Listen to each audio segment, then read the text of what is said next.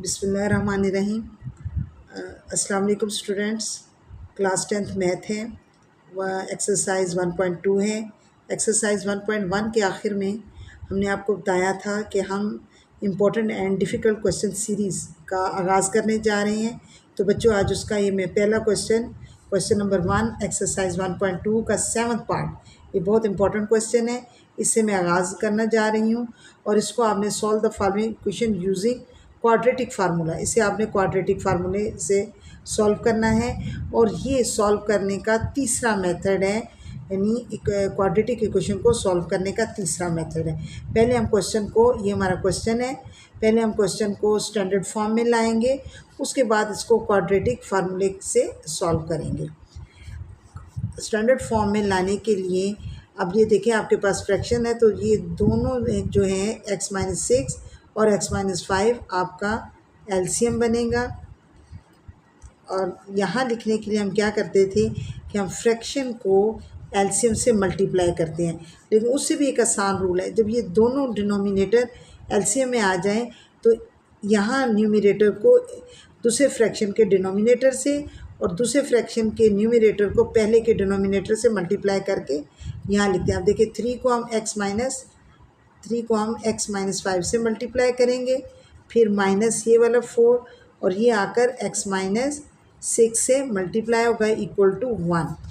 अब हमने 3x-5 को ब्रैकेट के अंदर मल्टीप्लाई करना है, 3x से मल्टीप्लाई हुआ 3x माइनस 15 हो जाएगा, 3 5 15। अब ये माइनस है, -4x और ये -4 जब -6 से मल्टीप्लाई होगा तो माइनस प्लस ये आ जाएगा 24 और ये जो डिनोमिनेटर है ये दूसरी तरफ जाकर 1 से मल्टीप्लाई होगा।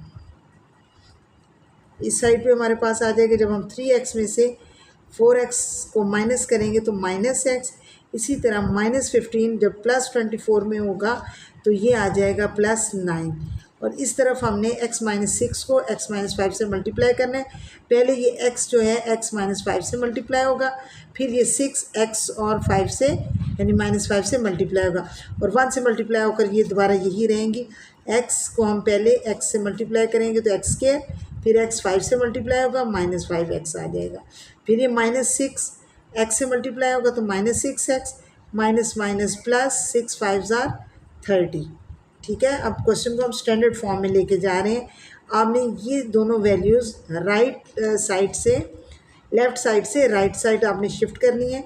उससे पहले हम ये लिख लेते हैं -5x -6x तो -11x प्लस 30, ये -x प्लस 9। अब इधर ज़ीरो रहने देते हैं, ये x², ये x जो है -11x में आकर प्लस हो जाएगा और ये +30 अपनी जगह पे रहेगा और ये +9 इधर आकर माइनस होगा। अब x² -11x और +x -10x हो जाएगा और 30 में से 9 माइनस करेंगे तो ये 21 = 0। अब बच्चे हमने इस पर क्वाड्रेटिक फार्मूला लगाना है। क्वाड्रेटिक फार्मूले से पहले हमने x² के कोफिशिएंट लिखना है, x का कोफिशिएंट लिखना है और जिसके साथ x नहीं होता वो कांस्टेंट होता है। x² के कोफिशिएंट को हम a कहते हैं और x के कोफिशिएंट को हम b और कांस्टेंट यानी c फॉर कांस्टेंट, ये आ गया 21। अब क्वाड्रेटिक फार्मूले का जो है कि x = -b plus minus √b² -4ac/2 है, ये हमारा क्वाड्रेटिक फार्मूला है। अननोन वैल्यू इसमें x है तो इसलिए यहाँ x रखा है, अगर इसके अलावा कोई होती यानी y होता तो y रख लेते, ये आपने खास ख्याल रखना है। इस सारे सवाल को फिर मैं दोबारा इधर शिफ्ट करूँगी। a = 1 था, b = -10, c = 21 और फार्मूला क्या है -b plus minus √b² -4ac/2a और ये 2a, ये जो लाइन है -b से शुरू होकर ये √4ac तक आएगी। x, अब ये देखिए माइनस फार्मूले का और b की जगह आएगा, ये b है ना तो b की जगह आ जाएगा -10, फिर ये वाला प्लस माइनस और ये b² की जगह -10 का होल स्क्वायर -4, a की जगह आएगा 1 और c की जगह हम पुट करेंगे 21। अब बस बच्चे सिंपल, आपके पास कैलकुलेटर होना चाहिए और आपकी कैलकुलेशन आसान है। ये x माइनस माइनस प्लस यानी 10 हो जाएगा, प्लस लिखते नहीं है। और अंडर ये -10 का होल स्क्वायर यानी -10 इंटू -10, माइनस माइनस प्लस, और ये आया 10 10 100। और वैसे भी याद रखें कि अगर कोई वैल्यू ब्रैकेट में और उसके साथ माइनस है, अगर उसकी पावर इवन है तो माइनस ख़त्म हो जाता है, अगर ऑड है तो फिर माइनस आएगा। यहाँ 2 इवन नंबर है इसलिए माइनस ख़त्म। ये -4 1 4, फिर 4 को 21 से मल्टीप्लाई करेंगे तो ये आएगा 84, और नीचे आ गया आपके पास बच्चों ये 2 2 1 2, अब प्लस माइनस और 100 में से 84 तो ये आ गया 16/2। अब आपने इसकी दो वैल्यूज़ बना लेनी है।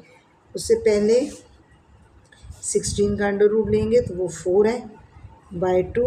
अब लाइन लगा लें, एक इधर वैल्यू 10 में प्लस किया 4/2, इसी तरह इधर 10 में से माइनस किया 4/2, और ये आ गया 14/2। कैंसिल हो गया, 2 1 2 7 आंसर आया 7। इसी तरह इस साइड पे 10 में से 4 माइनस किए 6/2, और ये आ गया 3। इस तरह बच्चों हमारा सॉल्यूशन सेट बना 3 और 7। ये बच्चे ये क्वेश्चन बहुत इंपॉर्टेंट है, इसीलिए मैंने इसे important and difficult question series में रखा है, और आपने इसको तैयार करना है। ओके, अल्लाह हाफिज़।